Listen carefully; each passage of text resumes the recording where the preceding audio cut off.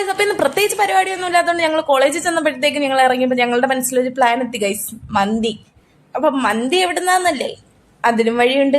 ഞങ്ങളുടെ guild leader ബാംഗ്ലൂരിൽ നിന്ന് തിരിച്ച് നാട്ടിൽ വന്നിട്ടുണ്ട് ഗൈസ്. നാട്ടിൽ വന്ന സ്ഥിതിക്ക് നമുക്ക് അവനെ മുടിപ്പിക്കണമല്ലോ. മുടിപ്പിക്കാന്നുള്ള ഉദ്ദേശത്തിൽ ഞങ്ങൾ അവനെ വിളിച്ചു വരുത്തിയതാണ്. അപ്പോൾ ഞങ്ങളുടെ മെയിൻ ഉദ്ദേശം മന്തിയാണ്. ഇതറിയാതെ രണ്ട് പാവങ്ങൾ നടന്നു വരുന്ന കണ്ടില്ലേ ഗൈസ്.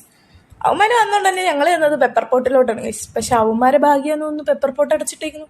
പക്ഷെ വിടില്ല ഞാൻ നേരെ പോയി അടുത്ത കട തപ്പിപ്പോയി ഗൈസ്.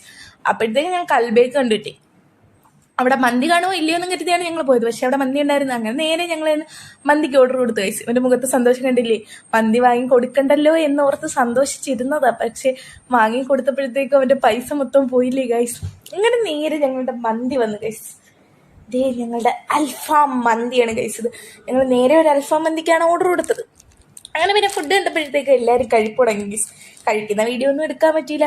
കഴിച്ചു കഴിഞ്ഞപ്പോഴത്തേക്കോ എല്ലാവരെയും കിള്ളി പാറിയ അവസ്ഥയെ ഗൈസ്. ആർക്കും അനങ്ങാൻ വയ്യ. മണിയുടെയൊക്കെ അവസ്ഥ നോക്ക്, മണിക്കൊക്കെ അനങ്ങാനേ വയ്യ.